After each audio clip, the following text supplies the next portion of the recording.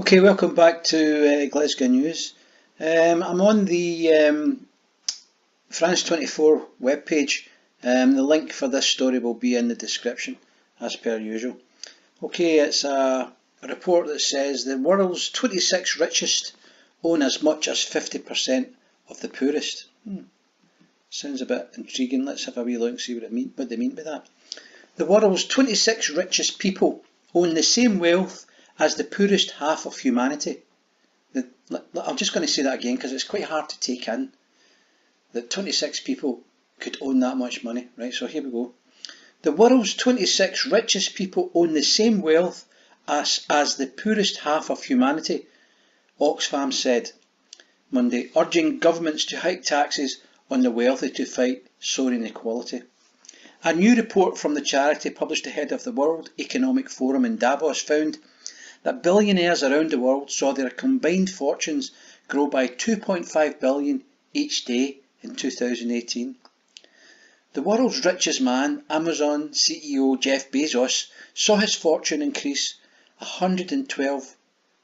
112 billion last year, Oxfam said, pointing out that just 1% of his wealth was the equivalent to the entire health budget of Ethiopia, a country of 105 million people.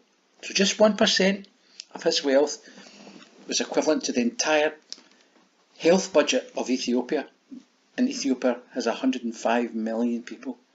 Now try and imagine how unfair that is. The 3.8 billion people at the bottom of the scale meanwhile saw their wealth decline by 11% last year, Oxfam said, stressing that the growing gap between rich and poor was undermining the fight against poverty, damaging economies and fueling public anger. People across the globe are angry and frustrated, warned Oxfam Executive Director Winnie in a statement. The numbers are stark. Between 1980 and 2016, the poorest half of humanity pocketed just 12 cents on each dollar of global income growth compared to 27 cents captured by the top 1%, the report found.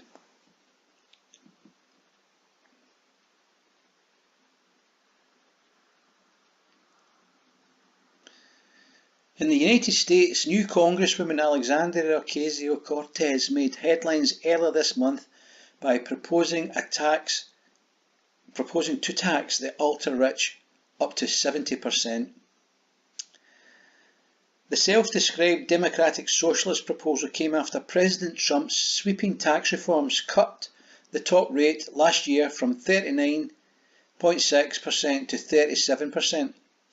And in Europe, the Yellow Vest movement, which I've been covering on this channel, has been rocking France with anti-government protests since November and is demanding that President Macron repeal controversial cuts to wealth taxes on high earners.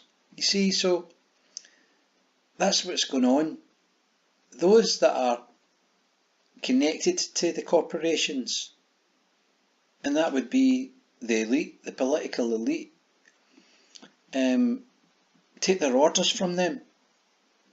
And when I say orders, there's groups, these corporations have lobbying groups. They pay ex-politicians, like ex-prime ministers. They'll bring them onto their board. That's why you hear about, Michael Heseltine's on the board of this, or David Cameron's on the board of that company. They don't just do that to give these people jobs, although that's part of the old boy network. What they're actually doing is they're bringing them in so that they can then use their influence that they have gained through all that time in Parliament to go back to talk to their pals and say, look, I know you're in the Treasury Committee, the new, and I know you're looking at a bill. Could you maybe try to do this for this particular group of companies? Because look, this is what we do, and that's called lobbying. That's what it's about. That's why these guys have got these jobs. That's why they're directors in companies.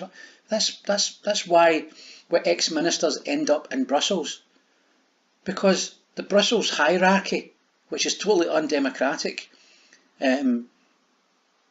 want their influence. So it brings them over and says, look, this is what we want to do, go back. And then they come back and they start lobbying the British government to do what Brussels wants, or anybody else. And that's how the world works. You know, but you know, I mean, I'm sure there's plenty of billionaires out there, and that I'm sure the 26 do an awful lot of good stuff too, right? There's no doubt that they'll not be just sitting there, you know, smoking cigars all the time. They will be giving money to causes and things like that. I don't doubt that, but just the difference is stark, really, isn't it? And I think maybe they should maybe do a wee bit more. I'm not going to talk about taxes on them because I don't know if that's the answer. What we really need is cooperation between them, and we need them to change the corporations, to change the ethos, because that's the future. The future isn't taxing them and having, you know, conflict. The change has got to come from them, and they've got to admit and realise that it's in their interests for humanity, you know, not to be at each other's throats, but to be healthy and civilised towards each other. And maybe one day that's what will happen. Maybe that one corporation will decide that's it. Maybe it'll be Jeff Bezos. Maybe he's the guy that's going to change the world. I certainly hope he's the guy that's going to change the world. You know, he's certainly done an awful lot. He's been involved in a lot of amazing projects, you know, Amazon and all the rest of it. But he's got a big reach, and if he could, you know, try and work it out, forget all this nonsense about politics in America now, start thinking about the bigger picture. Anyway, that's my tuppence worth, Jeff. Okay, boys, peace out.